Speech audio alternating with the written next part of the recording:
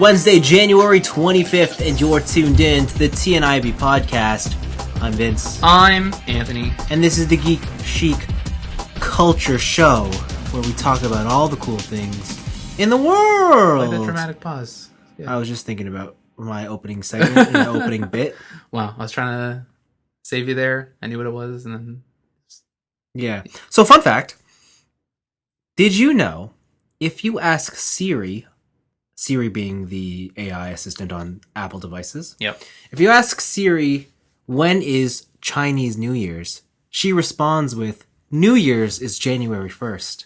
Huh, interesting, right? And I thought to myself, okay, Apple's trying to be politically correct.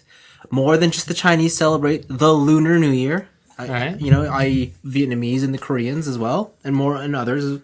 And so I said, okay, Siri, when is the Lunar New Year? And do you know how she responded back to me? What? Chinese New Year's is January 28th. That's hilarious. Siri is a racist. I was so taken aback. I was like, this is bullshit. Some bull ass shit. Yeah. I still think my favorite voiced AI thing that's happened recently is when the little kid was using the Amazon Echo. Oh, yeah. And they started listing off a bunch of porn videos. Yeah. That was great. That was a good video. That's fantastic. But yes, anyways, year of the Lunar New Year, Chinese New Year, is coming up this Saturday. It's the year of the Rooster, and to celebrate it, Overwatch is having an event. Cool. Yeah, it's called Year of the Rooster. Oh, I thought we were just spouting out cool facts. I had a cool fact that I learned recently. No, that's my pick this week. I haven't talked about Overwatch in a couple weeks. So it's about time that, To the podcast, but not to me. It's been like 30 minutes since you talked to me about Overwatch. So they got a new event, new skins. I think their skins for this event is probably my favorite overall. There's a lot of cool skins in this event. Yeah. I like that Winston is just Wukong. Yeah. Like he's just the Monkey King. It's so cool. Yeah. May's just straight up. May is Bae. Yeah, she is. And she's got, in addition to her 2 awesome skins, she has a victory pose where she's holding the lucky money. Yeah. Diva finally has a new legendary skin, which is nice. Reinhardt's looking I don't know cool. what that one is supposed to be. So in Korea, when they celebrate the Lunar New Year, the dress she wears is the Chinese New Year. Yes, the dress she wears is a traditional Korean dress. Oh, okay. The mech, I don't really know what it's supposed to be. To me, it looks like it's inspired off of like lanterns and whatnot. Or maybe like a building dress or something, like a building dressing or something. Yeah, so I'm not entirely sure. Okay, but but it's kind of weird now seeing Diva in a dress because you usually see her in like the one-piece suit or the pants. Yeah, that is where she's not just like skin tight gamer gear, right? Yeah, she's wearing a dress and you're like, what is happening? It's kind of cool. I like it. It's different. If only she was eating like a bowl of kimchi as well. I mean, yeah, and then they introduced a new game mode called Capture the Flag. That's fucking hot. Oh my god. Yeah, I told you it was hot. Sorry, I burned my hands on my tea. It's really hot. Yeah, so they introduced Capture the Flag. Actually, they called it Capture the Rooster. Is this a limited time event? It is for 3 weeks. Because this seems like a really awesome event, like a really awesome play mode.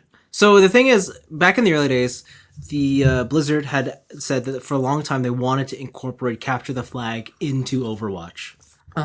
But they just couldn't because some heroes are just naturally better at the thing. And they didn't want to make it so they would have to limit hero choice for it. Oh, okay. And that became a process that they could not balance out very well. All right. So for this event, what they did, they said is, fuck the balance. We're just going to let you play whatever you want. Okay. And so they put it in. And as you would expect, heroes that have more mobility based kits are far more effective. So like, what's that new girl, the invisible girl? Sombra is awesome because she can stealth into there and she can. I assume Tracer's also out of control. Tracer's great if you could pick up the flag with Tracer. Oh, okay. So the one thing they did was they said you can't just walk up to the flag and pick it up. There's a 1 second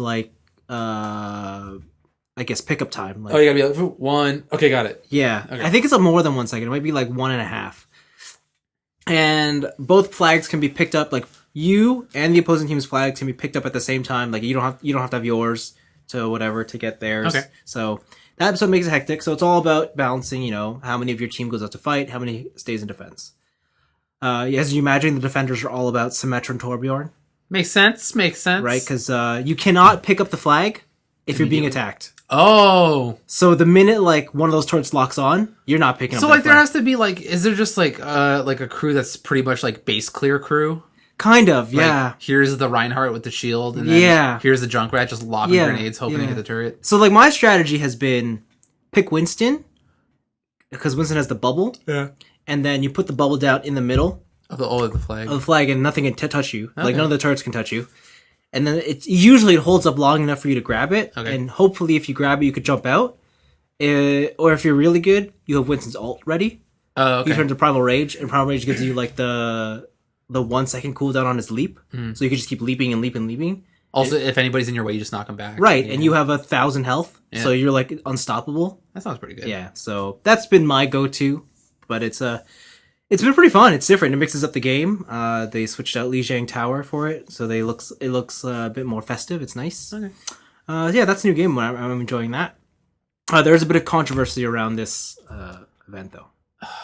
Is it what I think it is? Tell me. Is it not politically correct enough? Close. No. God damn it. No, it's not that. Oh, it's goddamn liberals. It's not that. It's about May. Okay. For a long time, people liked May. Because she's bae? That too, and because she's not a skinny, unattainable supermodel type character. Yeah. Her new skin, her Chinese, is a dress that really outlines her body as opposed to the jacket. Like what it looks like? Yes. Yeah, it's winter clothes. What did you expect? And a lot of people thought that May was like this fat chick. Like really fat. Like that's why she had those big...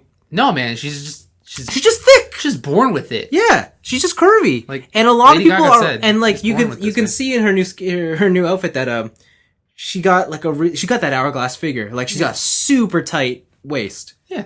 And the thick thighs, and a lot of the fandom are upset that I never once in my life thought that she was a plus size girl. Neither did I. I never thought that too, but I mean, I guess a lot of people latched onto that idea because they saw the jacket. Dude, it's winter. It's winter. I mean, but then she literally freezes herself. But Anthony, we live in Canada where we see winter jackets all the time. So... Oh, these are just people who live near oceans, right? And they're people who've never seen a winter jacket, and they don't understand that. Listen. You cannot judge a female's figure by her winter jacket. Yeah, no, that doesn't count. Yeah, like you can judge how well they accessorize by their winter outfits. Sure. But you cannot tell a figure by their winter outfit. Like small little story for all you not here in Canada. When we go out to the clubs in the winter, in the lineups you see a lot of girls with winter jackets on. Yeah. But you cannot tell until they get the coat check and they take it off. Yeah. So how judgmental is that? I know, right? But it's a great analogy. It is. It's the perfect analogy, to be honest. It's another lesson in don't judge a book by its cover or its winter jacket.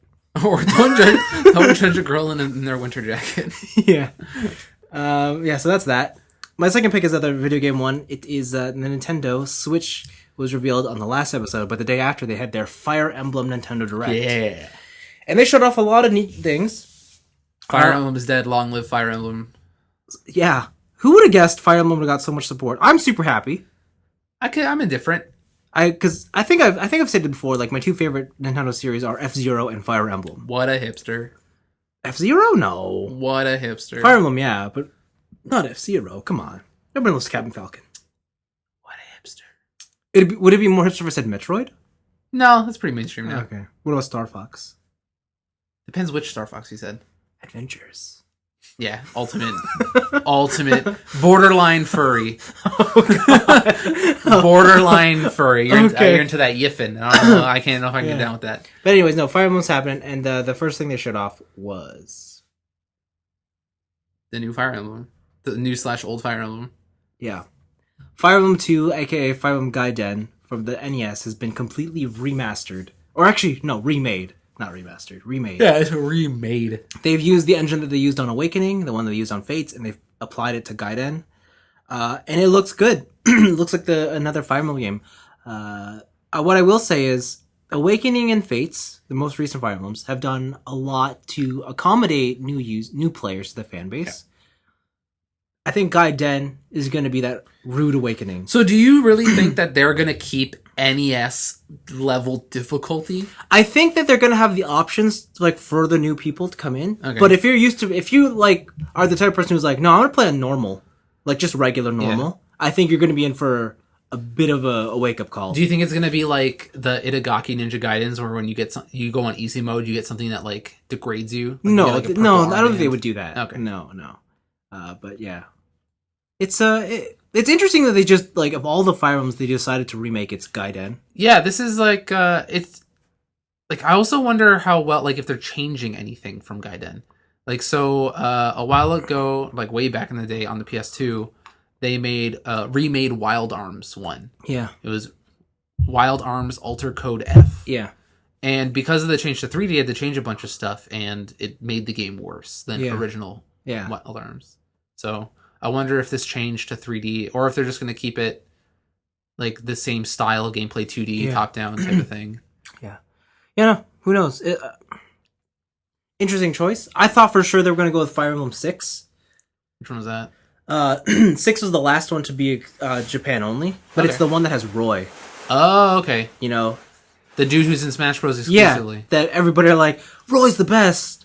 I love Roy since when? Since Smash Bros. Yeah.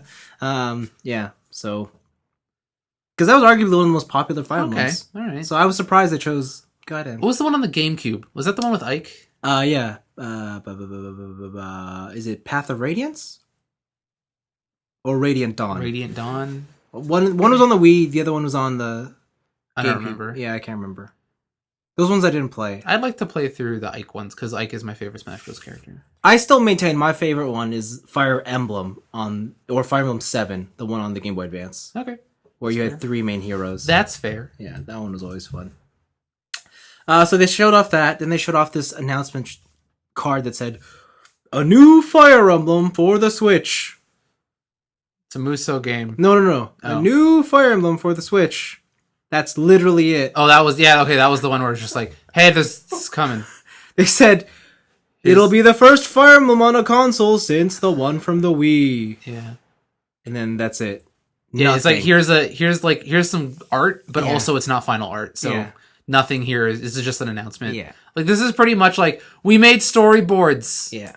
Maybe we'll make it. Yeah, this is like when they announced. This is exactly when they announced a new console, and they're like, "Your favorite series is coming here. Don't worry." In bye-bye. 2018.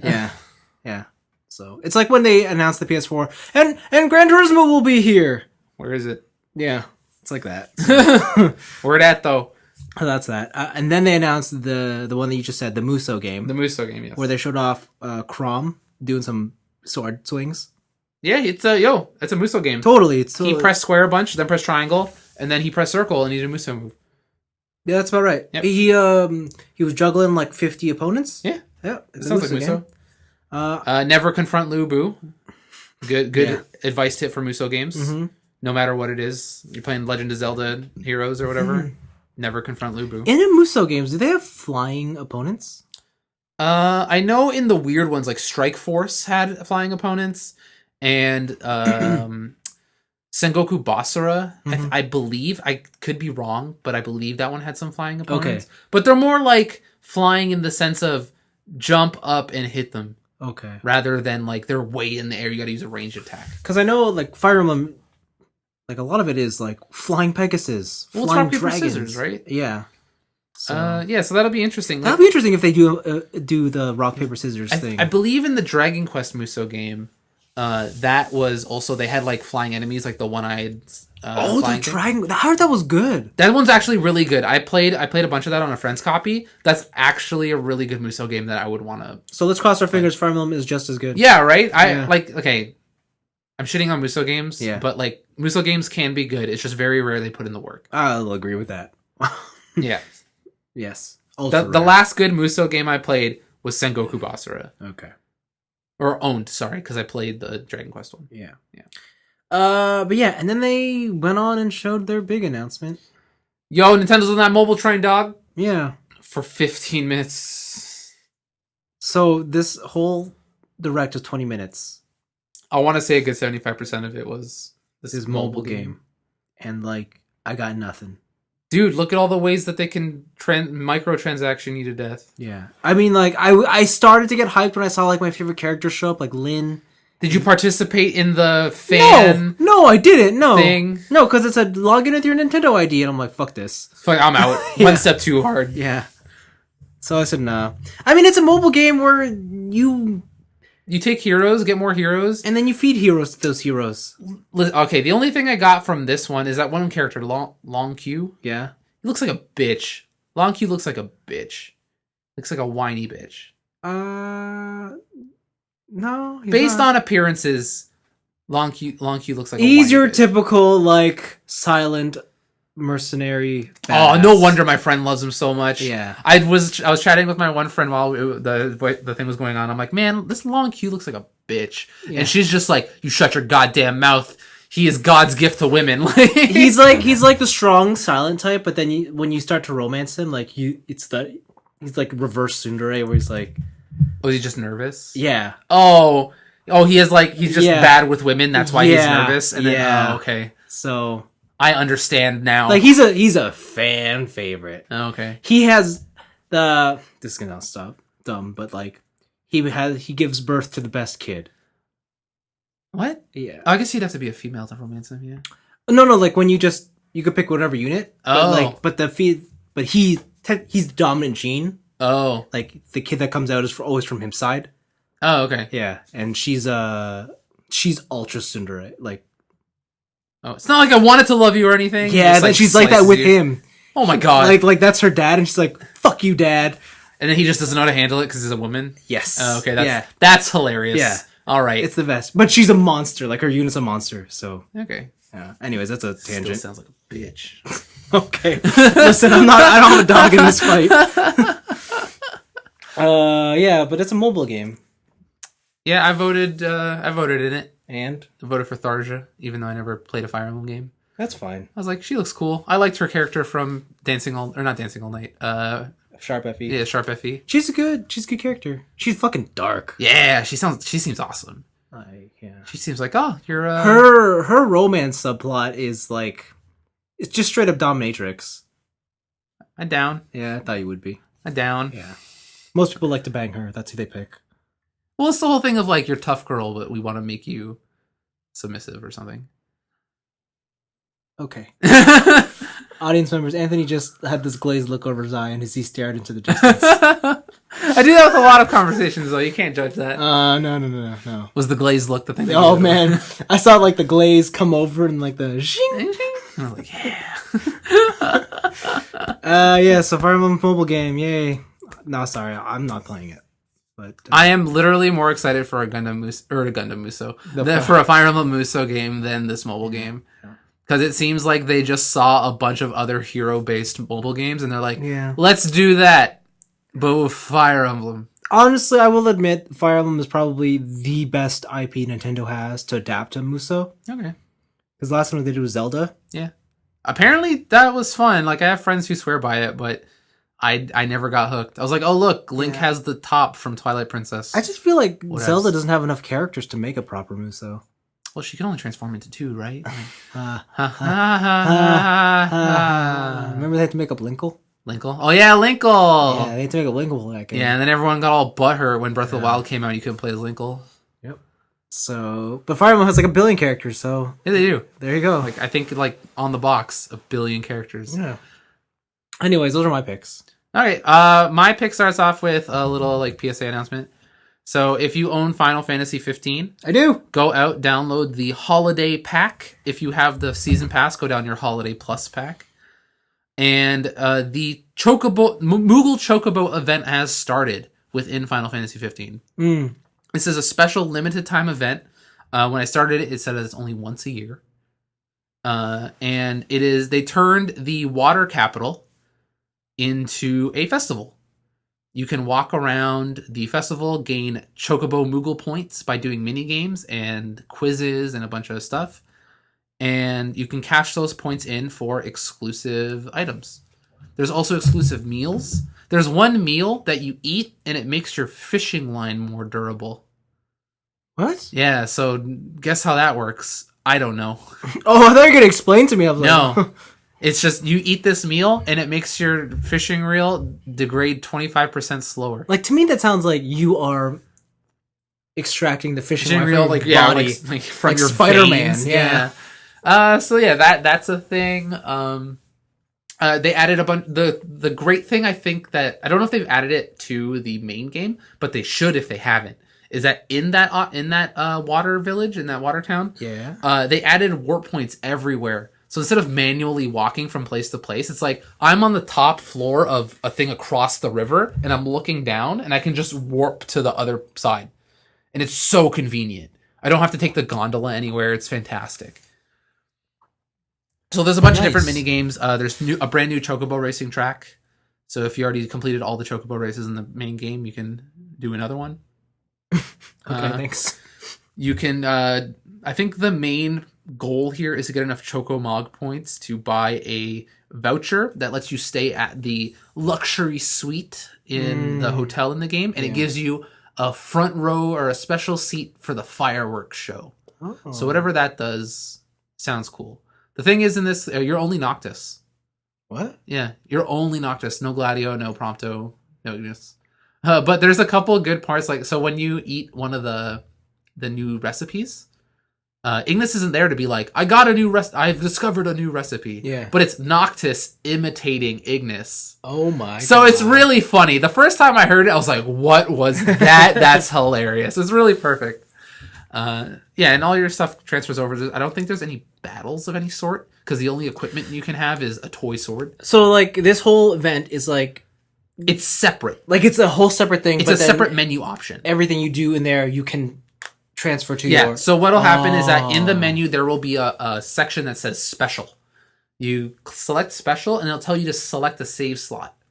That save slot will then be the one that receives the rewards from what you've gained in the bonus. Then when you go back to your main game, you load that save slot, and then you start from there. Oh. So, like, obviously, you probably want to select your most recent save slot. Yeah, and then you could just keep saving. I also think it has to be a manual save slot. It cannot be an automatic save slot. Oh, so it can't be the first two? Yeah, it can't be the first two. It has to be a manual save slot. It has to be spot 3, huh? Yeah, or 4 or 5, depending on how many you have. 3, okay. So yeah, that thing's actually pretty fun. It was fun to go back, do a little... It's a really just like... Look, we're doing weird Final Fantasy stuff. We're just get away from this world-ending event that's happening in every Final Fantasy game. So it's pretty cool. My second pick is that we watched the second trailer for Logan. Coming out March 3rd. March 3rd. I'm really excited for this movie. They show more of X-23. Yeah. And she's just a psycho. And then she's a weapon. Yeah, and then they show Logan, and he's a psycho. Former weapon. And they fit together perfectly. Ah, yes. But Logan's too tsundere about it. He's like, someone else will come along. Someone will come along. Someone has come, Logan. Someone has come. And they showed a lot more action scenes. Everything looks really cool. Like, even X-23 is wrecking people. Yeah. Right? She, like, cut off some dude's arm in the trailer. And, yeah. It's looking pretty visceral. Like, kind of like a lot of my favorite Wolverine comics. You know this movie's rated R, right? Yeah. It's awesome. Yeah. I kind of can't wait. I think this is probably one of the most like anticipated movies for me. Yeah, soon. It looks really good. Like it's probably gonna be really good. Yeah, it looks fantastic. Crossing my fingers, Ryan Reynolds shows up. Oh, Deadpool. That'd be pretty cool. I'd like that. Yeah, that'd be fun. Yeah. And then I guess just a quick one. Star Wars Episode 8 has a name. Does it? What is it? The Last Jedi. The Last Jedi. Yeah. So that's a cool title name. Yeah, it is pretty cool. That's a cool title name. So, okay, I got a Star Wars question for you. Yeah. If you're a Sith, are you counted as a Jedi? No. You're not like a dark Jedi, but they just call you the Sith? So you start in the middle. Okay. And you go with the Force. Yeah. When you master the Force in one direction, you either become a Jedi or a Sith. Oh, okay. Yeah. All right. Yeah. That's fair. Okay. Kylo Ren is neither. Oh, he's still thinking? Yeah. He's still like, where do I go? He's not... Homeboy killed his own father. But he's not a Sith Lord. I guess. He's not a Sith Lord. Is he a Sith Lord apprentice? He's technically just an apprentice. Okay, yeah. Learning, playing Star Wars role-playing games, like tabletop games, I have learned many things about the Star Wars universe that I did not know before. It's really, like, a lot of bullshit. It's a lot of bullshit. Yeah. A lot of complicated bullshit. Yeah. And, like, if you go to the dark side, you can never be like, I changed my mind. No, right? See, like there's no forgiveness in the Star Wars. There's no forgiveness. Yeah. It's either you're all good or you're all bad. So because like I want to build my character. Sorry, this is a tangent for Star Wars. I want to build my character as like I use like force powers to corrupt people's thoughts. And you can, if you're a good Jedi, you can make them think happy things and let you do stuff. Like I want to make people hate themselves with my force power, right? But my DM was like, well, if you do that, you get corruption and you'll become a Sith. And then when you become a Sith, your teammates will want to kill you. And you can't act good again. I'm like, what? That's bullshit. Why can't I have force lightning but use it for good? Like, I hear you. Like I want, like again, I don't know. I want to play the friendly necromancer. It's that thing that doesn't exist, but I want it to happen. Yeah. I want to use my powers of raising the dead for the greater good. I saw on actually I gotta ask you Last Jedi, right? Okay. Is that the best Star Wars movie name? So there's Star Wars. Okay, so I'll name them all. There's The Phantom Menace. All right. Attack of the Clones. Attack of the Clones, all right. Revenge of the Sith. All right. A New Hope. Okay. The Empire Strikes Back. Yeah. Return of the Jedi. Okay. The Force Awakens. All right. The Last Jedi. Isn't the first one just Star Wars? A New Hope. Oh, is it subtitle A New Hope? The subtitle's A New Hope. Oh, okay. Yeah. Is it though? Okay, I guess so. Yeah, they had to put a subtitle to it. Yeah, because my friend let me borrow his VHS tapes because he wants me to record them. The first one just says Star Wars. It just says Star Wars on the VHS tape. Yeah, no. Okay. Yeah. The Last Jedi. The Last Jedi. Yeah. I think that's only the coolest though, because I know about Star Wars. If I had never watched a Star Wars movie, that would mean nothing to me. That's true. Yeah, I would say The Last Jedi and Return of the Jedi kind of are even to me. See, I don't. Return of the Jedi sounds campy. I don't know if I like it. A New Hope sounds cool. Actually, you know what? I really like The Force Awakens. That one's good too. Yeah. I saw on Facebook someone put the two movie titles together. So it said The Force Awakens, The Last Jedi. And I was like, whoa, that's pretty cool. The Force Awakens, The Last Jedi. Oh, yeah. And then I saw the memes that erupted from that, where it's like The Force Awakens, The Last Jedi, and then he awakens some more Jedis. Oh, it turns out we have a crew. Yeah, like that was episode 9. Like that's funny. Yeah. And then there were more Jedis. Yeah, okay, yeah. For my personal preference, I would say that The Last Jedi is the coolest subtitle. It is the coolest. Yeah. Okay, cool. Great. I like it. Yeah, but those are my picks. Awesome. Let's move on to our weeks. Do it. I told you about Overwatch. I played Overwatch, and Overwatch was great. I'm probably going to be doing that. I spent $50 today, and that was fun. I'm sorry. Wait, what? Go back? I played Overwatch. And you spent oh, what? Shut up. You were there. You saw me. $50. You saw me. Listen, you shame me all the time for bad purchasing decisions. I'm taking my chances. Listen. Homeboys spot 50 loot boxes. Well, it's just 50. 50 for $54.95. I heard that's the best value. It's 53. $53.95? I heard that's best value.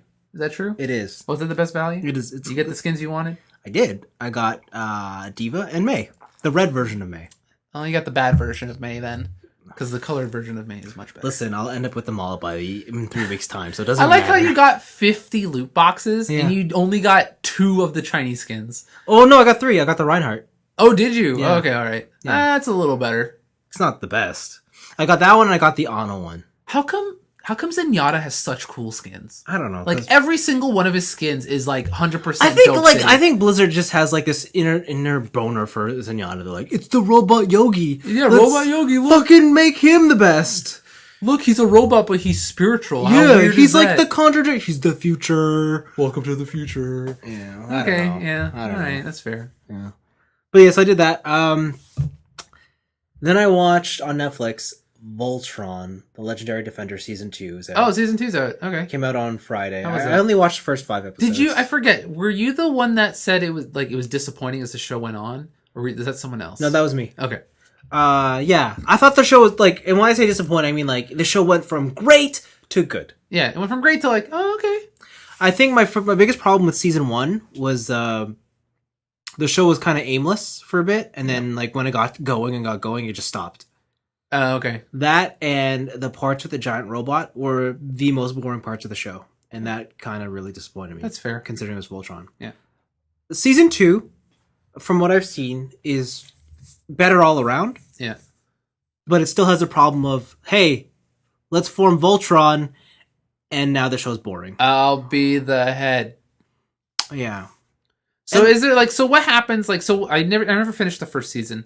What happens during like that when they're in Voltron? Yeah. That makes it boring. Is it like that? Is it become the Superman thing of like they're just all powerful and no one can touch them? That's not it. It's how when you're watching like Avatar: The Last Airbender or Korra, like the choreography of the fighting when they're just it's out of control. It's fantastic. Yeah. And in Voltron, I would say it's almost as good. Okay. When they're hand to hand.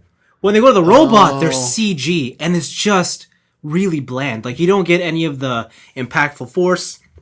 Okay. Or the effects just don't seem as well thought out. I'm going to talk about some of that CG stuff in my week as well. Yeah, I don't have a problem with the art style, but it really takes away from the impact of the animation. I just really wish that stuff would go back to more hand-drawn animation.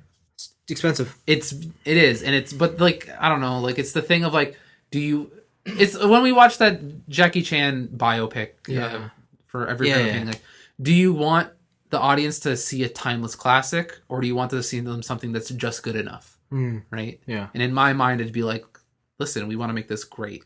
Well, look, I don't think they set out with the intention of being like, oh, we're going to only half-ass it. I believe the team is working as hard as they can. Yeah, that's fair. I don't mean to bash the team and their work ethic. I'm just saying that, I guess here's the thing. The robot fights are kind of weak. Okay. But in Voltron, the robot fights are a rarity. Oh, okay. I thought they were happening like every episode. No, they don't. Oh, okay. Which is what I really like. But the thing is, because they're a rarity, I expect them to be amazing when they happen. And they just aren't. That's fair. But again, I'm only 5, maybe 6 episodes in. We'll see how it ends up. There's a couple like really like cliche bad guy plots that run around that are pretty dumb. Okay. Kind of like, oh, we want to steal Voltron because he's the best robot in the world. But I'm the bad guy. I actually secretly have a better robot that I'm going to crush you with. And then it's not better because they have the power of friendship. Something like that. All right. So, I mean, yeah. The truest magic of all. Friendship and love. Friendship is magic. Friendship is magic. There you go. Uchukita. So. Is that it? Do you have anything else? I got 2 more things. Okay. I watched the Ip Man 3 movie. Yeah, that's a good movie. Good movie. I still believe, like, after Ip Man 1, you didn't need 2 and 3. Nope, you did not, 100%. I still thoroughly enjoyed 3. Yeah, they're fun. Yeah, I will say 3 felt like the most tired of the series. Like, they were kind of just like, it's time to end. The audience can't hear me, but I'm nodding my head up and down. Like, it's kind of like, as cool as Ip Man 4 would be, no. Please, he's going to be fighting, like, cyber demons at the end of Ip Man 4. Like, that series is over. Yeah. I really like the subtle hints at Bruce Lee. Yep. That was really fun. Yeah, his master. Which makes me really want to watch that Bruce Lee movie coming out. Yeah. I forget what Something the Dragon. It's Something the Dragon. Yeah, not Enter the Dragon. Not Enter the Dragon. That's a good movie, though. We should watch Enter the Dragon. That's a great movie. Yeah. It was. I thought it was really cool. Like, there's a scene where Ip Man meets young Bruce Lee, and he throws smokes at him. Oh, and yeah. Bruce Lee kicks them as just a nod to that famous thing that Bruce Lee does. Yeah. And then he throws water at him, and Bruce Lee kicks it, and he's just like, "Did you kick the water?" So yeah. Or the one thing when he opened the door. Yeah. And then he didn't say anything. Yeah. He's like, just because I opened the door doesn't mean I denied you as my student. Yeah. Right? And he's like, yeah. It's like you walked out, buddy. You walked out. You're the one that walked out. It was your choice. Yeah. But the reason I watched the movie is to watch Diane fight Mike Tyson. So I think I talked about it on the podcast when I first watched this. I truly believe Mike Tyson is a scary mofo. Totally. Like, watching that first person scene when Mike Tyson channels Ippo and Dempsey rolls up to Ip Man, like, watching that on a screen was scary. Yeah. Like, I don't want to feel that in person. Yeah. It was really well done because, like, throughout these movies, you get this sense that, like, Donnie Yen is unstoppable. Right. And then he fights Tyson, and Tyson's like, no, I'm unstoppable. Yeah. I'm unstoppable in a different way. Yeah. Right? Where, like, Ip Man is all technique. Yeah. He's just like, technique? Whatever! Boom! here's a roundhouse. Like, here's just a haymaker to the ribs. Yeah, like, and man's bleeding, and you see the shots to his gut, and you're like, oh man, our hero can lose. Yeah, there's a one thing that this show has cemented, or that movie has cemented for me, is that brutal body blows will always make me cringe more than a brutal shot to the face. Totally. Like, hearing just like a hook to the ribs, and just hearing like a crunch is always just like, oh, that seems so bad, rather than like, oh, guy got punched in the face and got knocked out. Yeah. Right. But it's an entertaining ride. The Grandmaster fight at the end was worth it too. That was cool. Yeah. Was it Man 2 where they fought on the table? That's a good fight. That's a good fight. They fought on the table legs. That was a great fight. I don't know how they choreographed that, but that was really cool. They choreographed it with wires. Yeah. I would say still my favorite MMA fight still is from the first one when he has to fight the 10 black belts. Yep. That fight is so good. I think that's one of the best fights in like action movies. Yeah. Period. Yeah. I think I like, because you really get the sense that like his life is on the line, and and also it's just pure anger. Yeah. Right. He looks at the rice they give him, and he just walks away. Yeah. Or he's just like, I beat you, Nihonji. Yeah. Get wrecked. Yeah. So yeah, that was good. So that was it, man. But the big movie I watched this week, and I wish I watched it earlier, because it would have changed something on our year of the rewards. Okay. Was La La Land. You watched La La Land? I watched La La Land. How good is it? So I don't like musicals. All right. And the first 20 minutes of this movie, I kind of hated. Okay. But then it gets into the plot proper, and it's just like, fuck, this movie's good. All right. I really want to see this movie. So the thing about this movie is it's a romance, right? Okay. Like, it's a love story. Yeah. It's like two people trying to make it in the industry, right? Yeah, in LA, in Hollywood, and they have a budding relationship, and I think the thing that this movie does great, aside from all the spectacle of the musical aspect of it, is they show like if you've ever been in a serious relationship, they show all the major stages of a relationship, and almost to the point where it's super relatable. So like honeymoon phase, but drifting out, relaxation, like getting stale. But they pin it like to seasons. Like these people, like they meet in the winter, but they don't start dating till the spring, and so then the whole spring is like their honeymoon phase, and they do all this, and then they go summer, and they show you what the relationship was like there, and then fall, and then winter. Like they go through like the stages of it, and it's a really smart idea. Like they pinned it to seasons so that you can identify the stages of relationship with seasons, and they sort of mimic like, when spring is blossoming and blooming, and everything's new and fresh and exciting. Oh, okay, right, and then fall comes, things are dying, but it's a musical, so they can't really tell the most complex relationship story. Okay, so the story itself is actually really simple. It's just how they've been delivered, and the writing's really good. And it's oh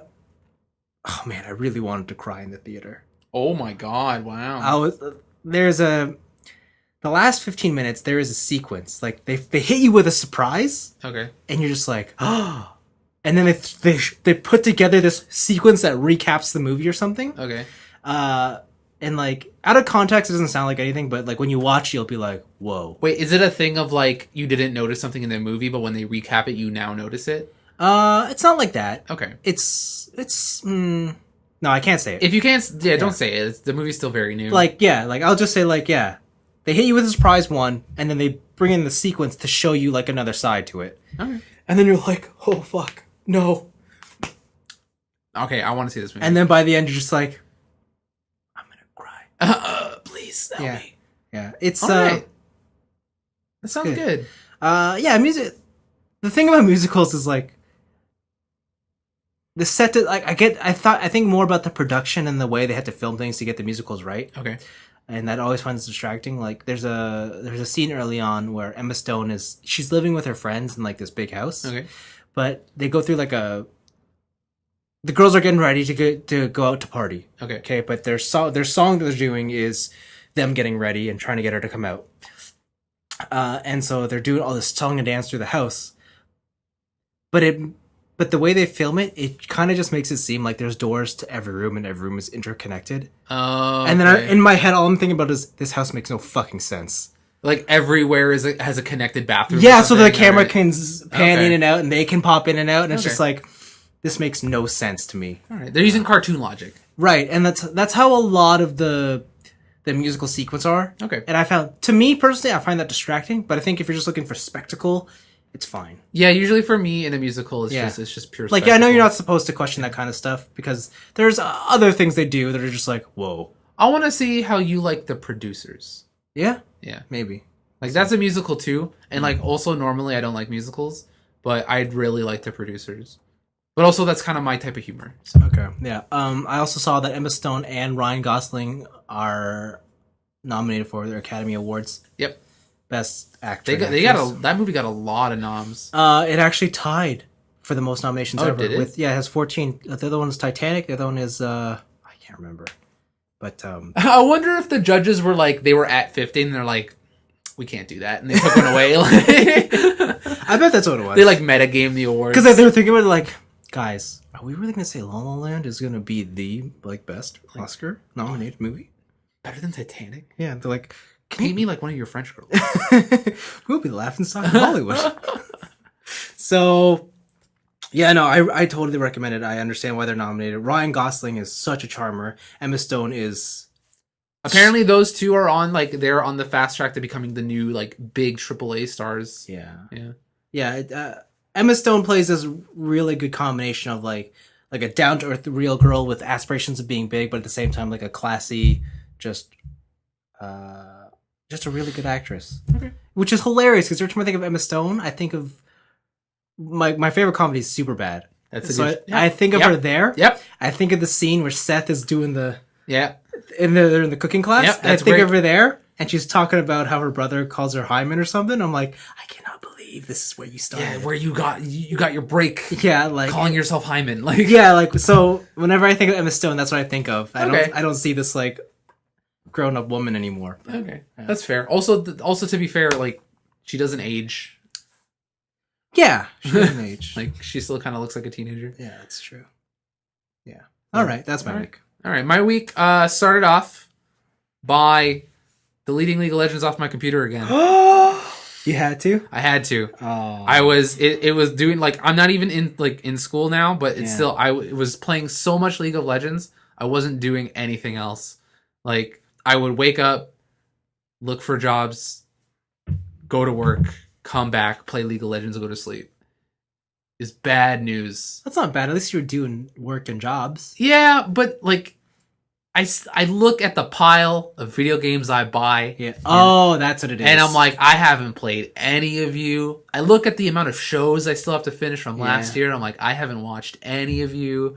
And yeah, until I get to a point where I either want to A, save money, or B, save money. I'm just gonna. I can't keep League of Legends on my computer. I have to make things hard for me to bring it back. When I was in school, I deleted Steam, League of Legends, everything off my laptop that could be a time waster. Because in my head, it wasn't worth the effort of being I'll re-download Steam and I'll re-download these games, take my games saved off the cloud. Yeah. Right. And I just made it as hard for me as possible to get back into something so I can force myself to do something else. So I did a lot of stuff this week because I did something other than League of Legends. First off, I did a bunch of video game stuff. So I started and beat Firewatch. Is it good? Firewatch is now on my top 10 list. I had to rewrite part of my top 10 list and re-edit video for my top 10 list to put this game on. It's good. This game is fantastic. Top 5 games of last year. If you really want to take it down to its bare bones, it's one of those quote unquote walking simulators. Yeah. Right. It's somewhat adventure-y, but mainly it's you're immersed in this world, experience this story that you're a part of. Mm-hmm. And I don't want to say anything. I'll say the basis of it, but other than that, I'm not gonna talk. You're a park ranger in the late 80s, Oh, that's a time period? Yeah, late 1980s. Oh. And you have trouble at home. I'm not going to say what the exact trouble is. Sure. You're having trouble at home, and to escape from it, you see a job in the paper to work for the... remember that song we hate where they talk about stealing a mattress? Oh, yeah. Where Closer by the Chainsmokers? Where do they steal the mattress from? Boulder, Colorado. You're in Boulder, Colorado. Okay. And you're at the national park, and you're not a fire ranger. You're pretty much you're watching for fires. That's like the title is very literal. You are in a watchtower. Each tower is miles away from each other. Like the only tower you can see is the person you're talking with, is Delilah. She's the only person within radio distance for you to talk to. And so you and Delilah talk while you're over the summer months, develop this relationship there. And then there's like a side story of there's a side mystery in that you're trying to solve together, but also you're trying to solve it in a way where each other, like you both sound crazy to each other. Because you're not experiencing what the other person is experiencing. Oh, because they're on there doing because they're only on radio. Yeah. Right? They're only over voice. And it's this whole thing of, I'm sure the options you pick don't really affect the ending, because the ending is very concrete. Like, yeah, okay. Right? It's very set in stone. They had a story. They maybe had like a couple different through paths. So it's the Mass Effect thing. Like there's point A, point B, but you can choose your way to get there. You can choose your way to get there, right? Okay. And I'm sure they're not big, but it feels like it in the moment, right? The fact that I chose one way doesn't feel like an empty choice, even though we still get to the same destination. Yeah. Because it's fleshed out enough to where, and it's what's the word I'm looking for? It's not realized. I guess it's written well enough to where I believe it. Okay. Where I believe they thought this through as an actual story point, rather than like, they kind of half-assed it because they have to do 3 other ones. Yeah. Right. It's very short. It's about, I want to say, 5 hours. Really? Yeah, it's very short. Oh, that sounds so nice. It's a great, like, as soon as I popped it in, I did not take it out until I finished it. Really? I couldn't put it down. The story was so intriguing. The world I was in was great. I wanted to know more about Delilah. I wanted to know more about this mystery that was happening. Yeah. And the loops it throws you through, I really enjoyed it. This was a game where at the end I cried. Wow, we both were crying this week. Yeah, I know, right? Man, a bunch of what's wrong with us? A bunch of pussies in this podcast. But it wasn't like a sob. Like I was just like, oh shit, like it happened. It was emotional. It was very emotional. I highly recommend. This is a game where I think both casual players and hardcore players alike can do their thing. Like I would recommend this game for my parents to play. So I gotta ask, what are the mechanics? Like, is it a kind of game like? I know it's first person. So it's first person. You have walk. You have a sprint. You have a little wind up disposable camera you can take pictures with. Yeah.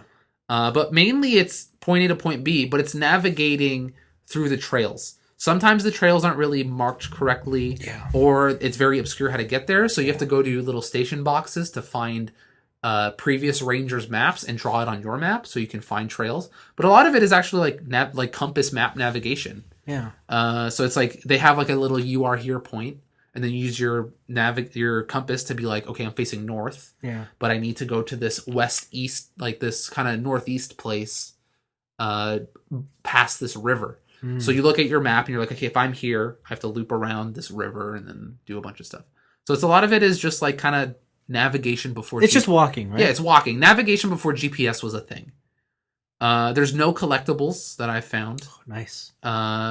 There's a lot of exploration. Nice. So you can you get these ropes and you can tie them to like rock sides and cliff sides and you can go up and down cliffs and there's a lot of optional dialogue chances. So you can walk up to a big there's a big tree and it's looks spooky and you can have a little cute dialogue sequence with Delilah with that. It's pretty much just walking. There's nothing really action-y about it. You're not killing any enemies. You're not Like, the most you're doing is maybe chopping down a tree to make a shortcut. Like, that's the most violent... I wouldn't say that's the most violent thing that happens, but there's, like, that's pretty much, like, the most action-oriented thing you're doing. Does the game have, let's say... like, well-placed breakpoints? Yeah, so, every single time you finish a chapter, that's either... there's chapters. It's either a day or a segment of time in the summer that you're employed. Okay. First, it'll be like day 1, day 2, day 3. Yeah. And after day 3, it's like day 14. Okay. Day 47, day 60-something, right? Okay. And they do bigger and bigger time skips. And it's over the course of a whole summer. Okay. And yeah, I don't know. I can't recommend this game enough to people. It's 100% worth the $20 or whatever it's up on PSN for. I ended up paying a little bit extra because I got the physical, the limited physical copy. Yeah, but yeah, it's fantastic. I couldn't get enough. Awesome. And then today I bought Yakuza 0. You sure did. Yakuza 0 is fantastic.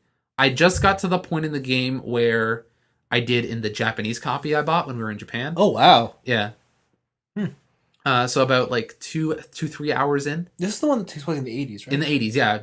Economic boom Japan. Yeah, this one does sound like the most interesting one. It's a prequel to all the other games, so you don't have to have played the other games to understand anything. There are little things that you would be like, if you have played the other games, you'll be like, oh man, this person. But it doesn't matter because it's a prequel, right? Yeah. And so, but now I actually know the story because it's in English.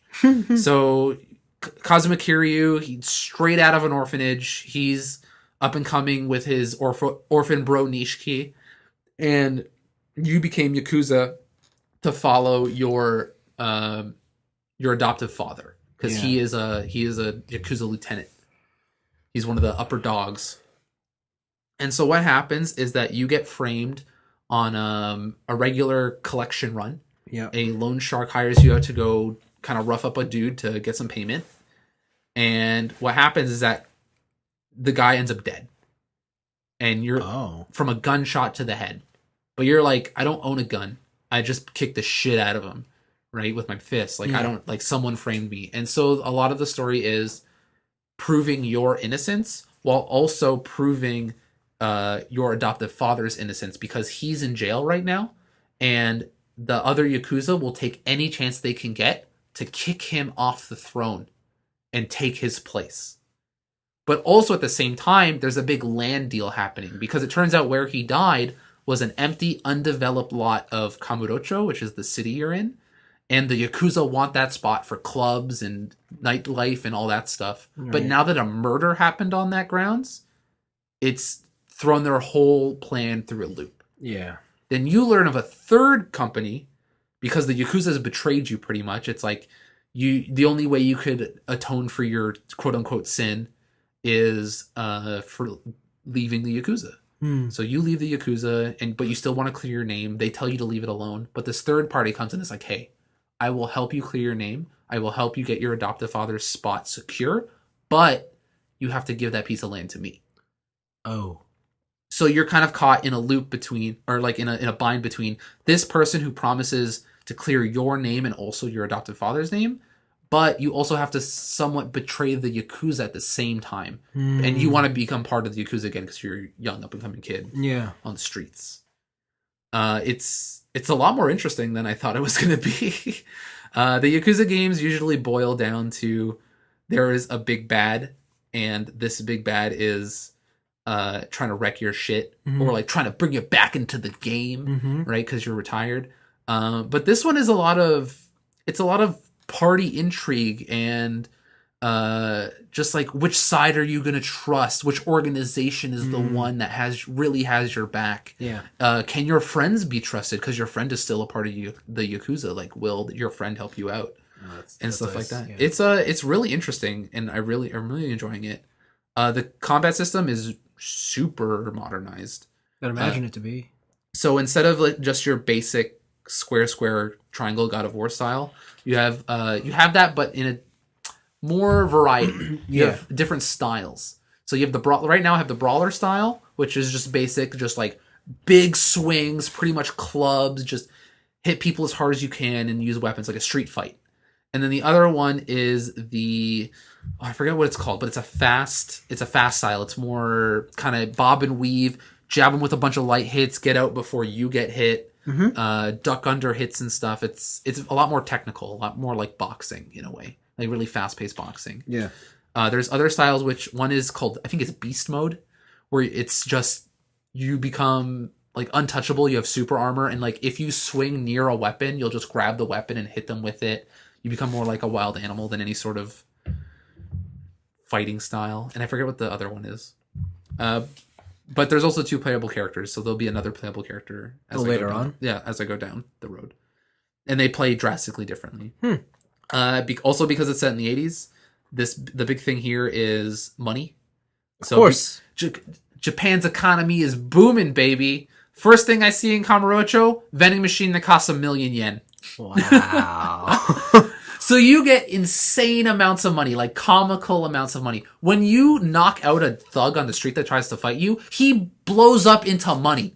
Like money flies out of him, right? You're getting hundreds of thousands of yen per fight. Wow. Right? And the better you do, you'll get more multipliers on that. So you could I get like 1 million yen. But everything also subsequently costs more. Right? So like if you want to... The thing I thought was hilarious is that when you level up your skills, you're literally investing in yourself. Oh, because your money is your money. Yeah, you have to use your money to invest in your skills. That's cute, right? It's really funny. And then but your skills cost like 20 million yen, right? And it's like, oh shit. But you'll have different skill trees, and they all start at the same spot. But yeah, there's a lot of cool stuff. It still has all of the weird Yakuza quirks of like karaoke, go play mahjong, batting cages and stuff. They added some other stuff, like there are really like tall dudes, like 7-foot dudes who will they're called the shakedowners. Okay. And they will come and like try and steal all your money because they're much bigger than you and lasers and stuff like that. So like you can get revenge on them, or you can just run away. There's all kinds of different stuff you can do. It's I don't know. I feel that series is great, and I think this is a great time if you've ever been like too daunted by the game, or by the series. You're like, there's like 5 games. What am I gonna do? Like this is the perfect time to get into it, because Yakuza 0 A is a prequel, so you don't need to know any of the other games. It plays really great, and then also I believe early next year is Yakuza Kiwami, which is a remake of the first game using the Yakuza 0 engine and fighting style and stuff like that. So I think this is a perfect time if you've ever been interested in the Yakuza series to get into it. And I highly recommend it. It's been one of my favorite series since the PlayStation 2. Except for Yakuza Dead Souls. That game's bad. Don't play Yakuza Dead Souls. That game's not too good. And then the other things I did was anime. Oh, right. I got a bunch of anime going on. That's good. I watched Boy and His Beast. Or The Boy and the Beast. Or, the movie. The movie. The animated movie. That movie's good. Yeah. I really enjoy that movie. Both animes I'll talk about use CG in a way that's kind of distracting, where I wish they didn't. So for Boy and His Beast, there's a lot of big action scenes where they'll replace big set pieces. Instead of like this, the whole movie, they have really beautifully hand-drawn fights. And everything's super fluid. They're like, I'm like, man, they must have like 1 billion frames in this one punch or something. Yeah. It looks fantastic. But when you look at the background, a lot of background models are 3D. Okay. Right? CG stuff. And it's kind of distracting to see the difference between like these really beautifully animated hand-to-hand combat fights and this dude kind of just swaying back and forth looking 3D in the background. So that was a little distracting. But the story is pretty much our main character...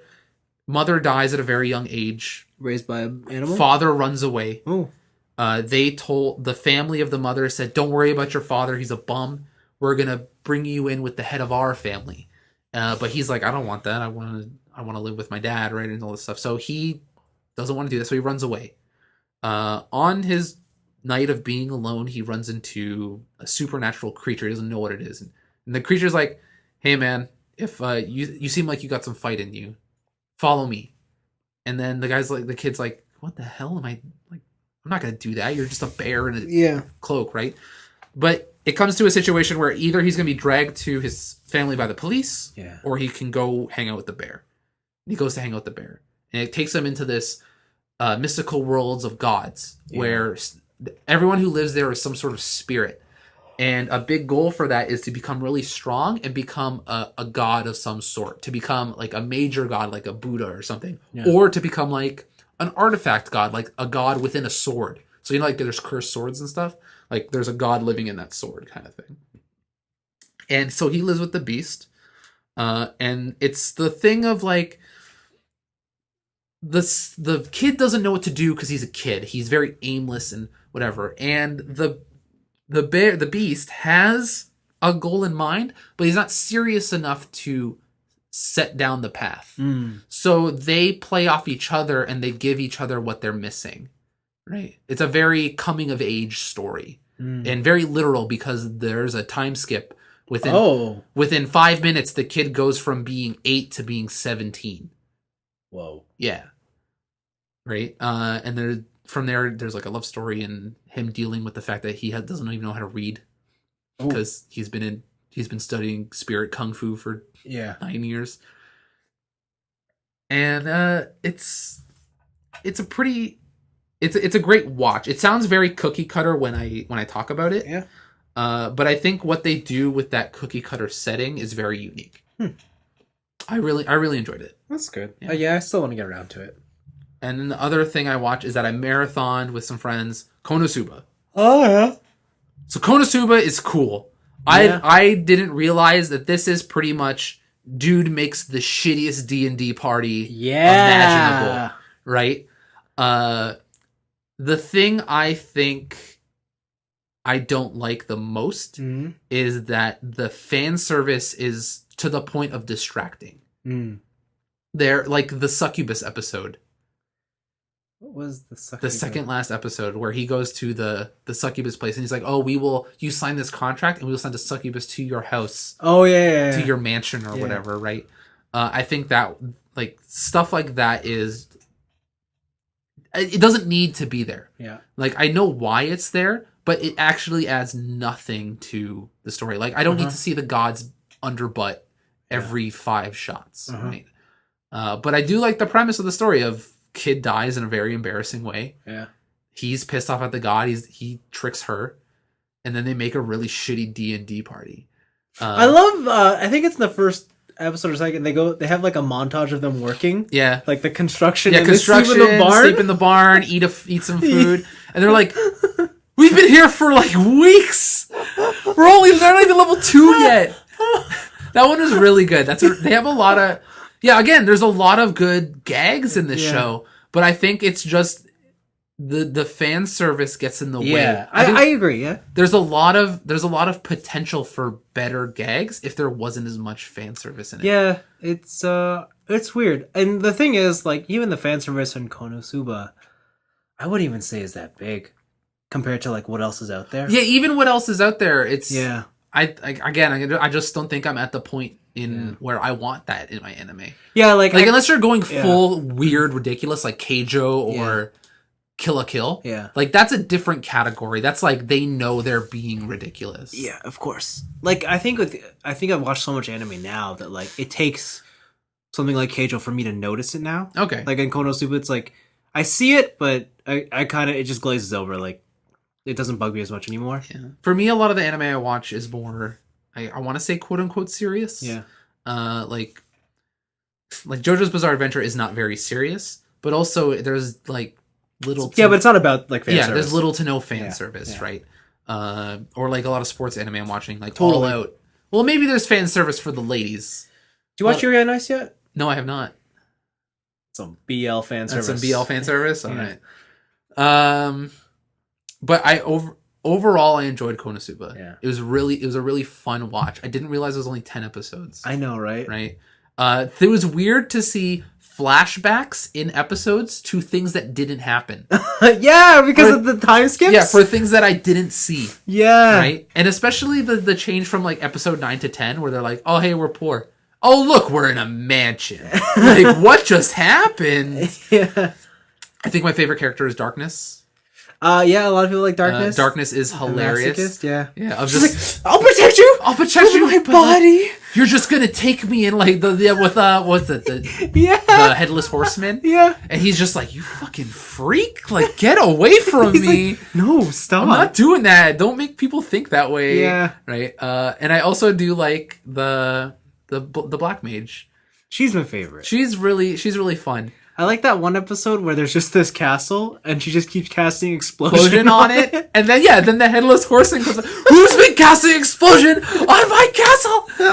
And then the headless horseman comes back like 3 episodes later and it turns out she's just been going to do it for fun. Again, there's so many good gags in that show. Yeah. I just wish the fan service either wasn't there or it wasn't as egregious. Yeah, and I will say, going into season 2, I think they pushed the fan service up a bit more. That's unfortunate. In terms of like, well, there's just a lot more like boob jiggle. Okay. A lot more like there's a lot of boob jiggle. Like there's a lot more like sexualized angles. Okay. Yeah. Man, again, okay, that Succubus episode, that was almost pornography. Yeah. Like, I was like, guys, I don't think I can watch this with you. I think we need to, like, our own separate turns watching this episode. But the thing, the CG that bothered me in this show was the explosion magic. Was the recycled CG dark magic spiral. Don't get me wrong, it looked cool. You just wish there was... But it looks so out of place. Yeah. And their CG wasn't that good. I don't think that show even has much CG. No, it's just that explosion. It's that explosion, and it's the final boss. Oh, the walking machine spider thing? tank from Wild Wild West. Yeah. Right? That spider tank and that explosion, they look so out of place. Where I'm like, why couldn't you, like... Even when they have the big sacred water attack on the Headless Horseman... That thing's all hand animated. That looks super nice. Like, why couldn't they do that with explosion magic? I have a feeling like with this explosion, they wanted to convey a certain art style. Like, they wanted to make it look like magic, like something that wasn't of this world. And I guess CG was the best way. That would be fair. Yeah, that would be fair. And I think it looks cool the first time you see it, but yeah, it is... Especially when it's recycled footage. Yeah. Right? Mm-hmm. I think my favorite explosions are the one when just, like, layers upon layers of spell circles appear. Yeah. And then it's just like the spell circles contain the explosion into a pillar. Yeah. Those ones look really cool. I like that. I think my favorite character in that episode in that series is the Lich. Which is the one of the dark ones. She owns the store. Oh yeah. She's like She's like, yeah, I don't really agree with his stuff, but I have dark powers. The reformed demon. Yeah, the reformed demon. I think she's hilarious. Yeah, she is great. I like her. Yeah. Yeah, she's fantastic. Oh man, there's a lot of good when you meet the actual hero who picked like the sword and stuff and steals it. Yeah, or when he gets his stealing and he starts threatening chicks. He just starts stealing panties. Yeah. He's kind of a dirtbag. Yeah, he's a total dirtbag. It's there. Yeah, again, I like that show. I think the show has a lot going for it. It's just the fan service is really bumming me out. Yeah. But man. Yeah, there are some gags in there where I just laughed out loud. Like I would, it was like a hearty laugh, like from deep in the gut, like sink into your chair laughter. Yeah. Some good stuff in there. I really like it. Yeah. When he gets wrecked by the snow. Oh yes. The snow shogun. Yeah. That was good stuff too. Yeah. There's Season 2 is good. It also has Are they starting back at ground zero, or they still have their mansion? So it picks up right where season. Oh wow! Okay, yeah, all right. And you go through the repercussions of that big fight. Oh yeah, when the person's like, "Oh yeah, you're going against the government or something," or like, and they were coming to arrest you, and they're like, "What?" Yeah, that's where it starts off. Okay, that's pretty cool. But the show introduces another character. What the heck is the Black Mage's name? I forget. Oh, it's something with an M. Yeah, because I know there's Aqua, Darkness. I even forget the main character, and then Explosion Girl. Yeah. But anyways, Explosion Girl's rival shows up. And she's like... Does she have an eye patch on the other eye? No, but she's like the cutest girl around. Oh, okay. Yeah. But she's a monster when it comes to magic. Oh, okay. Yeah. I really like it when they call her Crazy Girl. Oh, she gets pissed. Yeah. And I also really liked the in the final episode when they're all talking about how we must band together to protect the town. But then all the guys have a flashback to the succubi. And they're like, we must protect this town. Like, I think that's where the fan service really made it funny. Yeah. Like, that flashback was a really good gag. Yeah. But yeah, that's a great show. Good. I really like that show. It's fun. That was 2chan's second favorite anime of 2016. I can't trust anything that ends in Chan. I can't trust it. Well, there you go. What was number 1? Sound Euphonium. Sound Euphonium. I watched season 1 of Sound Euphonium is actually really good. Yeah, I heard I should watch it. Yes. But yeah, season 2 of Sound Euphonium took number 1. Okay, that's surprising. Number 10 for them was Yuri on Ice. Okay. 9 was Mob Psycho. All right. I can't remember what 7 was. Was JoJo in there? I think JoJo was 7. Oh, okay. JoJo was either 7 or 4.